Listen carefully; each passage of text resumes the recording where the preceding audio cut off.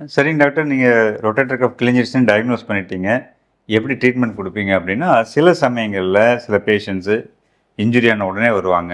அவங்களுக்கு கிளினிக்கலாகவும் எம்ஆர்ஐ படியும் பார்த்தோம்னா சின்னதாக கிழிஞ்சிருக்கும். பெரிய அளவு டிஸ்பிளேஸ்மெண்ட் இருக்காது. சில சமயம் பார்ஷியல் டயர், அதாவது பகுதி மட்டும் கிழிஞ்சிருக்கும்.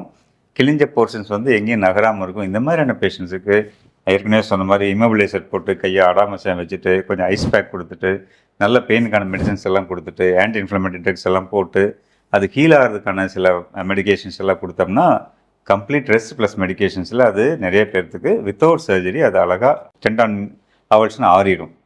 அதை சொன்ன மாதிரி நகராமல் இருந்தால் அது ஈஸியாக ஆறிடும். அது நம்ம மேற்கொண்டு நகர்த்தாமல் பார்த்துக்கிட்டோம்னா போதும். இது சிம்பிளான கன்சர்வேட்டிவ் மேனேஜ்மெண்ட். பட் யூஸ்வலி இந்த மாதிரியான கன்சர்வேட்டிவ் ட்ரீட்மெண்ட் இருந்தாலும் கூட அது யூஸ்வலி 3 to 6 வீக்ஸ் டைம் ஆகும் அந்த ஜவ்வு அந்த இடத்துல ஒட்டுறதுக்கு. அது வரைக்கும் நம்ம பொறுமையாக கையை ஆடாமசம் வச்சுருக்கணும்.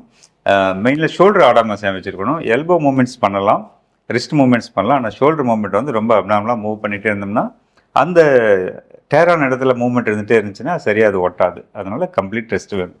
இது சிம்பிளான கன்சர்வேட்டிவ் மேனேஜ்மெண்ட். இன்கேஸ் சப்போஸ் கன்சர்வேட்டிவாக நம்ம ட்ரீட்மெண்ட் பண்ணுறோம் அப்படின்னா கூட ஒரு 3 வீக்ஸ் 6 வீக்ஸ் கழிச்சு அதுக்கப்புறம் கொஞ்சம் கொஞ்சமாக ஃபிசியோதெரப்பி பண்ணி அந்த மசில் ஸ்ட்ரென்தனிங் எக்ஸசைஸ் எல்லாம் பண்ணி கொஞ்சம் கொஞ்சமாக மூவ்மெண்ட்ஸை இம்ப்ரூவ் பண்ண வேண்டியிருக்கும்.